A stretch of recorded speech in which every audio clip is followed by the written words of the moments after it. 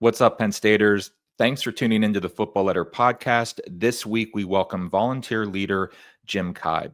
Jim is a 2011 graduate of Penn State World Campus and is a dedicated volunteer with our Greater Syracuse Chapter in New York. He's in his third year as chapter president and has served as a board member for the chapter for 9 years. It's also worth noting that Jim previously volunteered with our World Campus Alumni Society as a board member, and he also had a role on the group's executive committee. So Jim is a longtime Penn State volunteer, though as a first-time guest with us on the podcast. Welcome to the podcast, Jim. How are you doing today? Well, thank you, John. Good afternoon. This will be a fun conversation. As I mentioned, you're a 2011 Penn State grad of Penn State World Campus. As we know, that is an ever-growing, ever-popular campus for Penn State and an academic unit.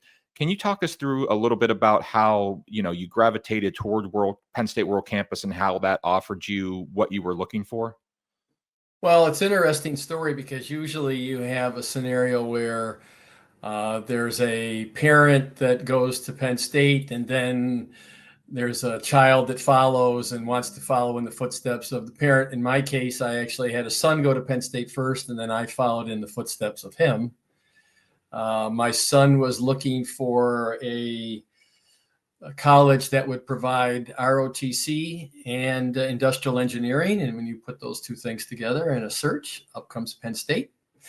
And so as soon as we went and took him to the campus, he fell in love with the campus. And I spent 4 years going there and then decided that it was time for me to go back to school to pick up some new skills. And there was the World Campus with a degree that I was very interested in. And so I really followed in my son's footsteps and gravitated towards Penn State. Was just so excited to have a degree from Penn State.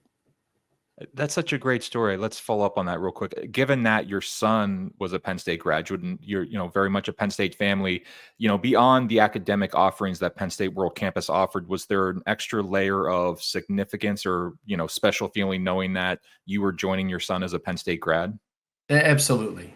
Absolutely. It was, I was thinking about what I wanted to do next for a degree, and I happened to be driving in the car, and up came the Penn State World Campus ad. I think when I enrolled in the World Campus, it was really only a couple of years into really promoting the World Campus as a real viable option for earning a Penn State degree.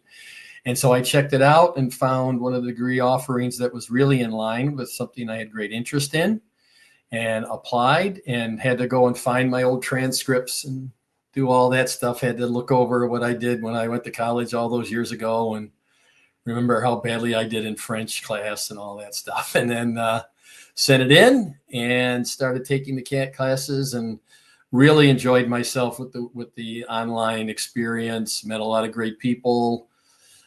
Got involved with some summer activities where we were doing some promotion of our degree program. Then, as you mentioned, got involved as a board member where I really was recruited for that.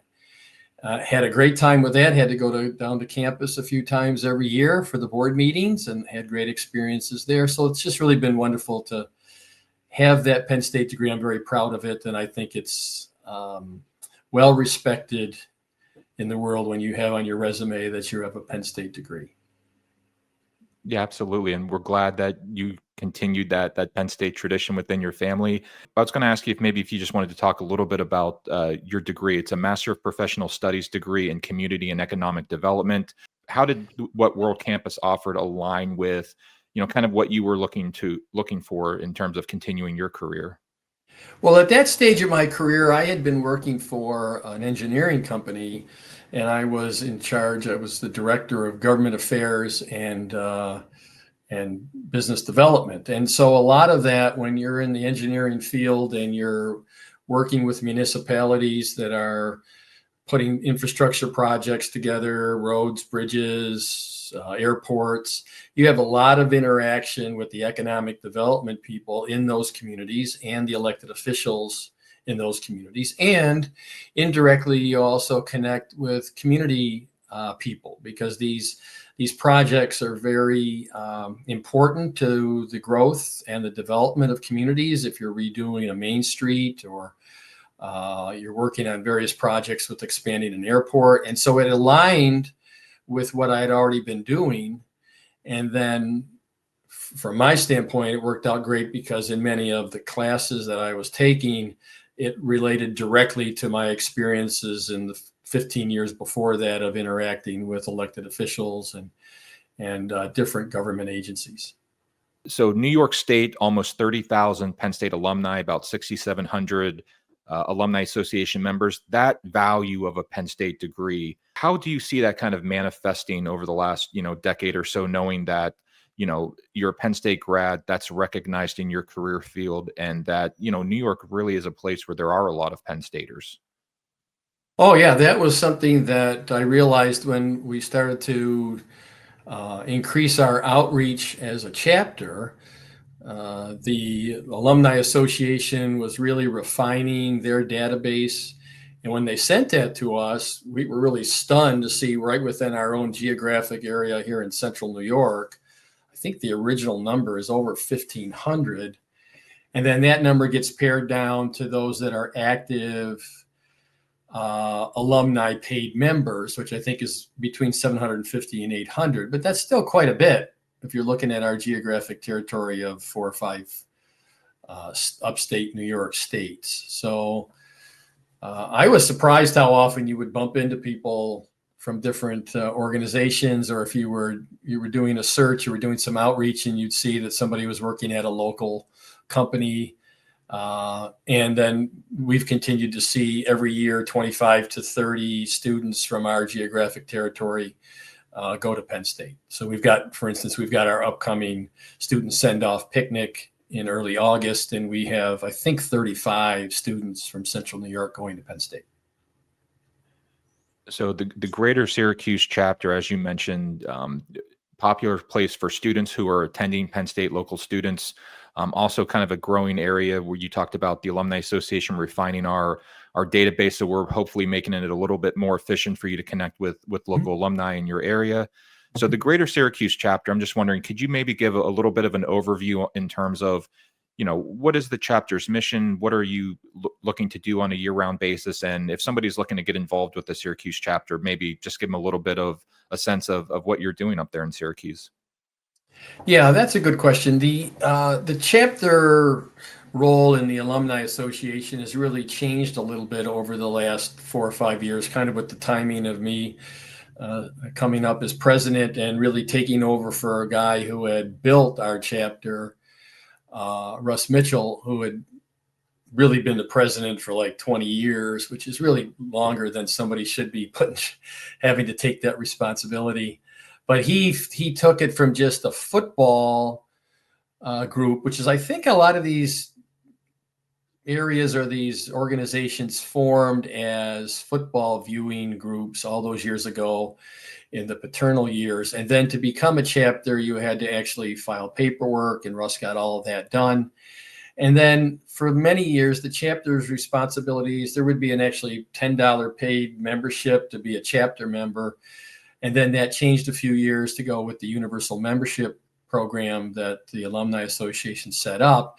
And when that changed, I think the role of the chapter changed a little. It used to be we were the primary way that you were engaged with Penn State. You would look up a local chapter, you'd get involved with them.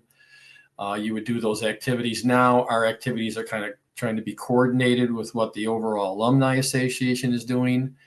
But our mission is still to find activities locally that our alumni members can participate in, for charitable activities, for community activities, for just fellowship, ways to get together still to watch football games, and to network if you're trying to change careers or begin your career, get introductions to people. That's always been a big part of being a Penn State alum, is having that network to go with. And then we hope to enhance that by having means for people right within central New York to connect with other Penn Staters. You said something, Jim, which I think is really insightful, in that I think sometimes, or maybe even oftentimes, football is the initial reason why somebody gets involved with their local chapter. They want to watch game day with fellow Penn Staters, and then it grows from there. So let's start there with football. When you're at a chapter watch party for the Greater Syracuse Chapter, what is that environment like? How do you bring a little bit of Happy Valley to your chapter watch parties? Well, one of the things that we have to do here is because we're in Syracuse, we have to look for watch parties that don't conflict with a Syracuse University football game at the same time. Because we do have people who are Penn State grads who also have season tickets to go watch Syracuse University football. And then there's also different crowds. We have identified a location that we've gone through for many years, Buffalo Wild Wings, which has a lot of cameras that are or TV available that we can get an area. We try to target the noontime games or the 3:30 games as best we can, and then we just kind of take over a corner of the restaurant. We have our banners. We like to have good discussions with people. We'll have different handouts that we get from Penn State. We'll have a drawing. We'll do some Thon collections so that we are collecting some money for Thon. And clearly even as you mentioned, there's a lot of things we do, but the football games are still the largest turnout we get for activities, whether it's the regular season games or this past year we had the playoffs, of course. So it's still a lot, but we do try to coordinate around the Syracuse University football games too.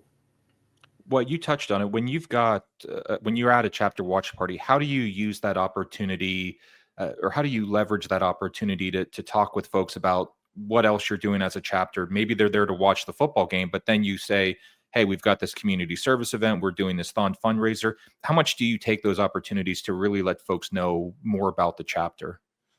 Oh, of course we do that, and we usually have at least half of our board at every game. We have 10 board members. There's usually 5 or 6 there. So, at first it's like any activity like that. People who are coming to an event, and we've had people come up to Syracuse from Ithaca, which is really on the outskirts of our chapter. In fact, it's kind of south of Rochester. We've had people come in from Cortland, which is 30 or 40 miles away. And a lot of times people just kind of use the football game as a chance to come. Everybody's always concerned about meeting new people, even if we're all wearing the Penn State logo. And so when they walk in the door, we try not to overwhelm them with information, but just to find out where they're from and to have them get very comfortable in talking to each other, talking about the game. And then we usually find out when they graduated, what they're doing now, what drew them to come on up. We do use it as an opportunity to let them know of other upcoming activities we're doing, of the charitable things. We usually do a lot of that at the halftime, of course, or when there's breaks. In our case, we pay for the wings at Buffalo Wild Wing and usually the soft drinks, and then people have to buy their own beer, or if they want to have a larger meal than that. So we take care of all that, and we really try to make it casual enough that no one feels uneasy and that they hopefully will come back to another activity. So if we're talking football, you mentioned there's also, there are Syracuse fans in Syracuse. And so that's a situation that you've got to navigate. So Penn State and Syracuse, long time rivals. Yeah. I believe Syracuse is like definitely top 5 most played opponents.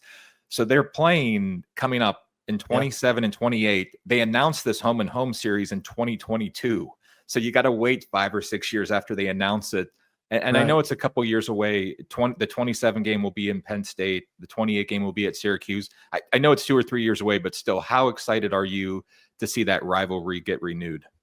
Oh yeah, we love having that. And it's interesting because Paul Clifford, our previous executive director of the Alumni Association, was up here 2 years ago for one of our dinners, and we took him to the Dinosaur Barbecue here in Syracuse, which is pretty well known. And he was like, "Boy, I want to rent this space when we play Syracuse again. Like take this prime space right in downtown Syracuse to have a Penn State rally." And so now Paul has moved on, but I still have kept that in mind to think, I wonder if that's something we can do. We get far ahead of the game, and for 2018, rent this big space that they have there at downtown Syracuse and get everybody together for that. That would be quite an activity. But people here in Syracuse miss that rivalry. I think it was certainly something that went in a lot of the years when both schools were independent.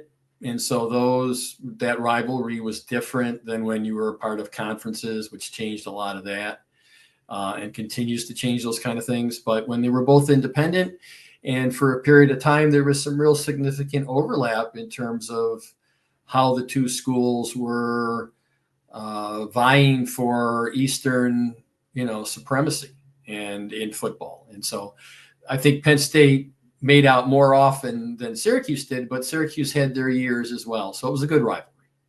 Yeah, absolutely, for sure. Syracuse, they have a good traditional football program. You've got Jim Brown and a big time lacrosse school. I got to say, just speaking for myself, I've missed playing Syracuse. I wish we had more of those regional rivalries where folks could more easily drive to the game than say maybe Iowa or Minnesota or Right. Wisconsin. That's a little more difficult trip.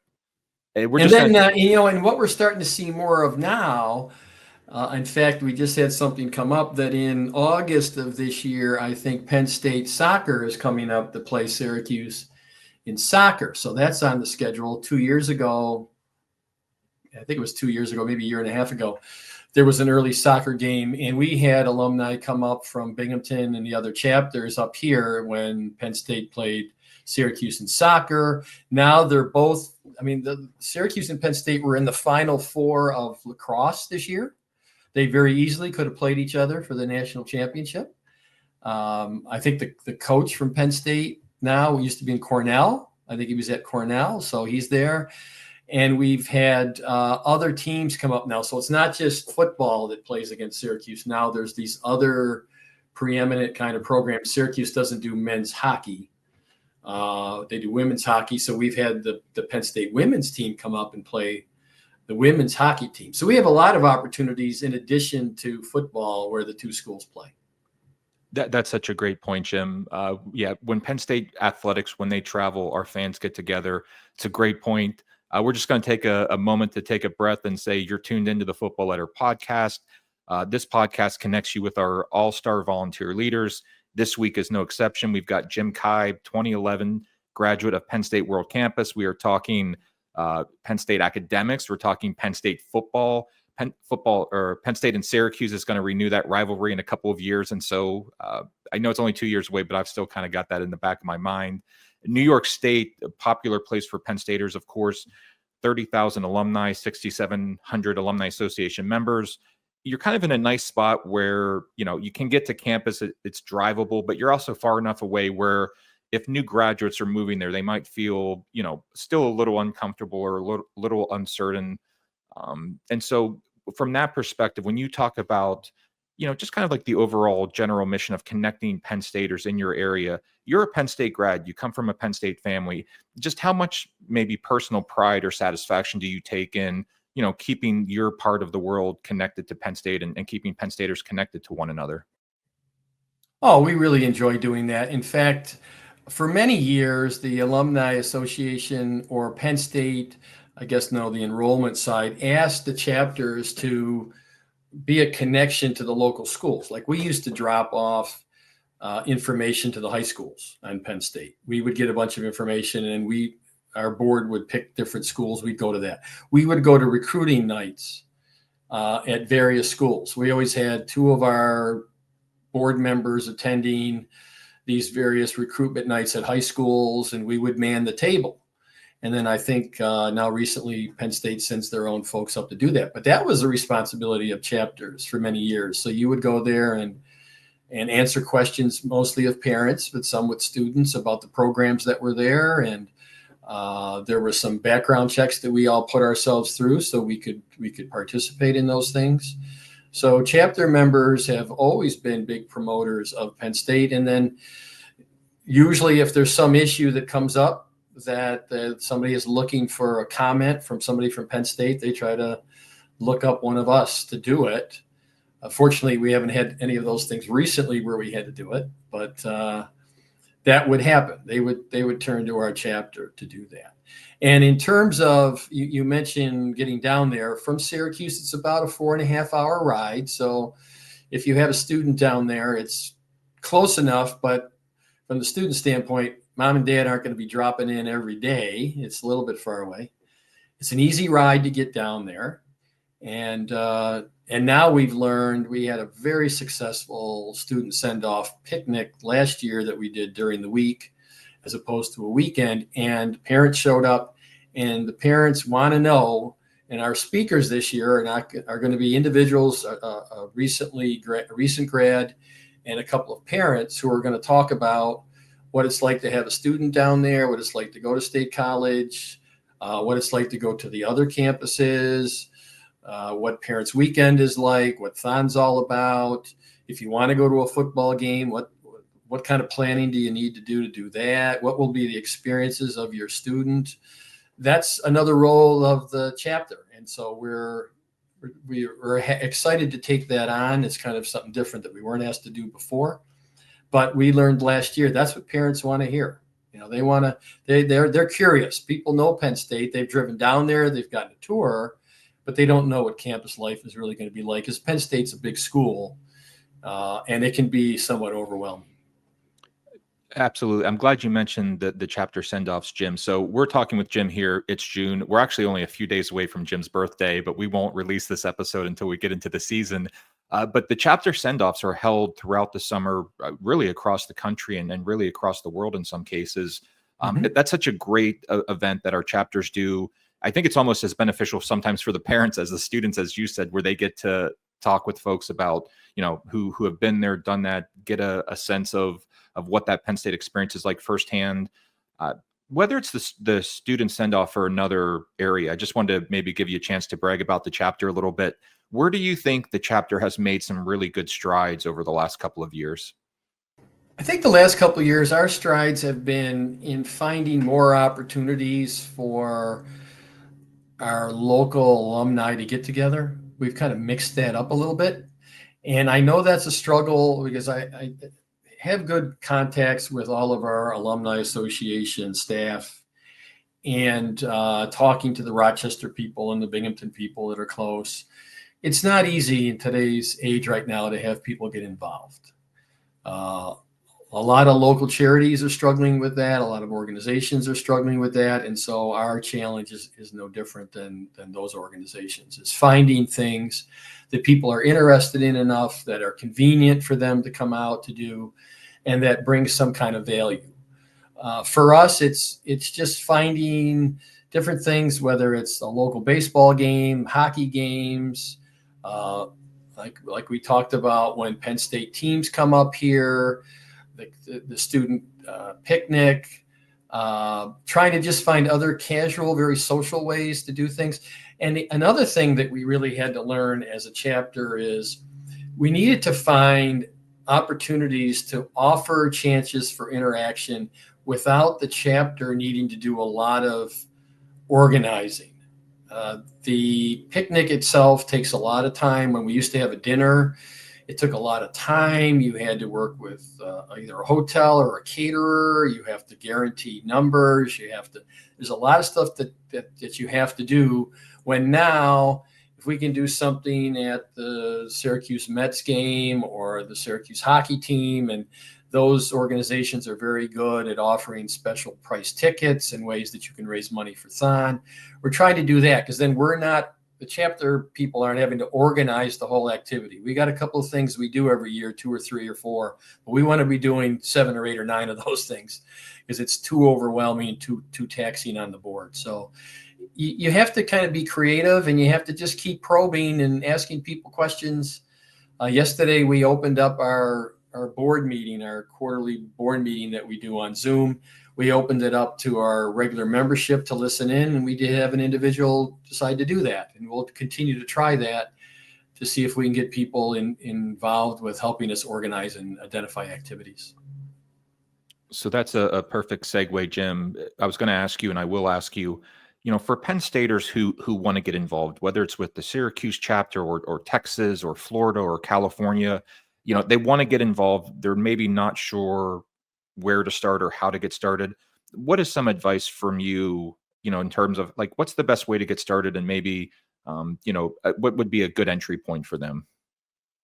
Well, like a lot of things like that is all the chapters have, there's chapters, and then there's other Penn State organizations that are connected to the schools or connected to your degree. And you can really get onto the Penn State alumni webpage and check out the different organizations and the different chapters. It's all broken down in there by state. Find one that's close to you. Most of them do a great job of having either a Facebook page or a website. And a lot of that is getting improved. That the Alumni Association is looking to give us some new tools on that we're waiting for. But once that's in place, just go on the website and look up the activities. Like I said, the ones that we're offering are very easy access. You're not going to be anybody asking you for money. There's none of that going to be happening. And you can go to usually a public place, and there'll be other Penn Staters there, and you are always welcome.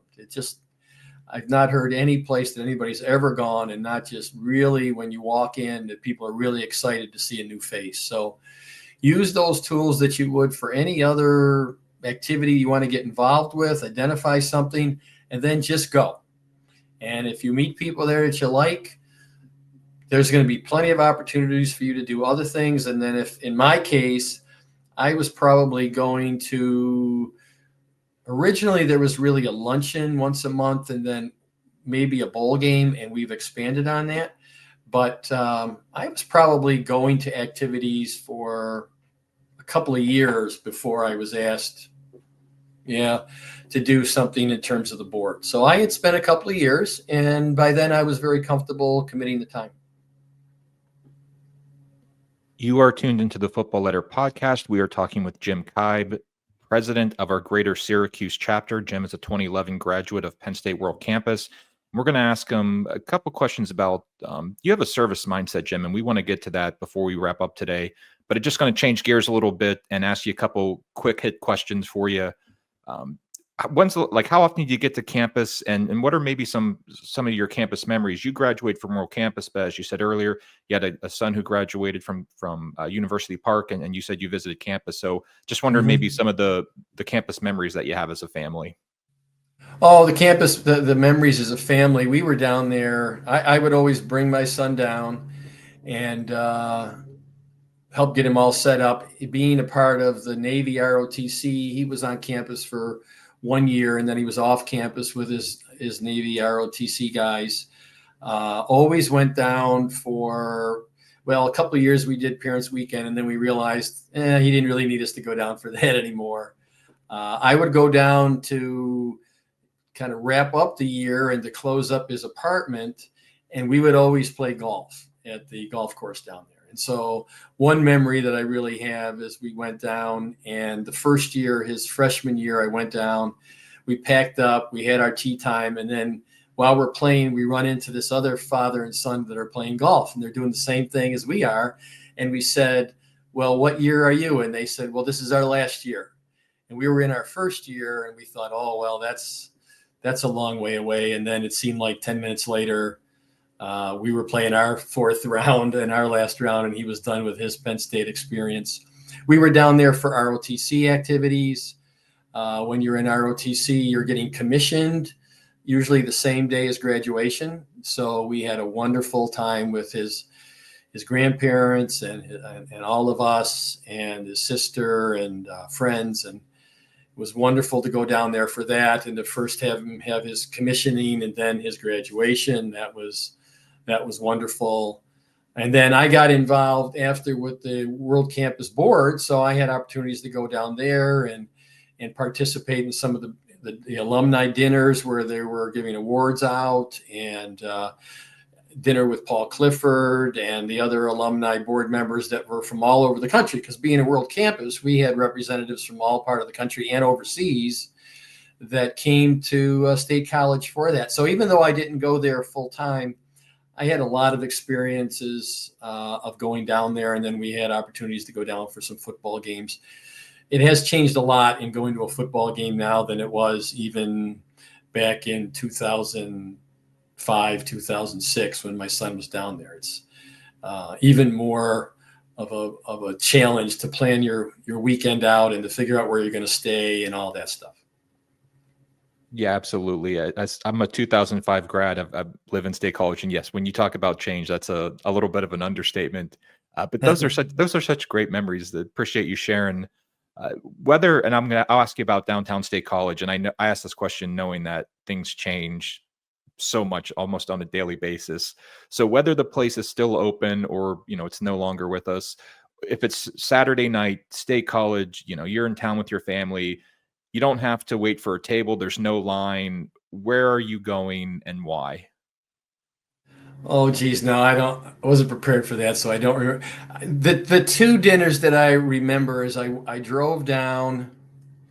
There's the one tavern restaurant that's kind of down one of the streets. Um, my son turned 21, so gets back to the fact that it's only 4.5 hours from here. I was able to drive down on his birthday and take him out for his 21st birthday so he could have his first drink.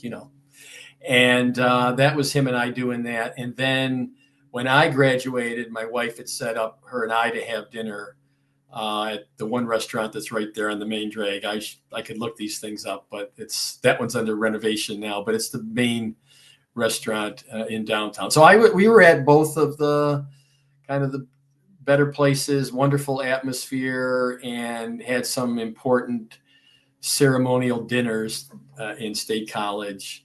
When it came to his graduation and his commissioning, we actually had a friend of my wife's who was a professor down there, and he and his wife let us use his house to have a caterer in and to do that, which was very special. No doubt, no doubt. Absolutely sounds special. I'm sure it was. Just shifting gears, I guess, a little bit back to your Penn State experience, Jim, and then we'll wrap up with you. We appreciate your time today. You very much, it seems like, have a service mindset. For 35 years, you've volunteered, you've given back, you've worked with public officials who serve their communities.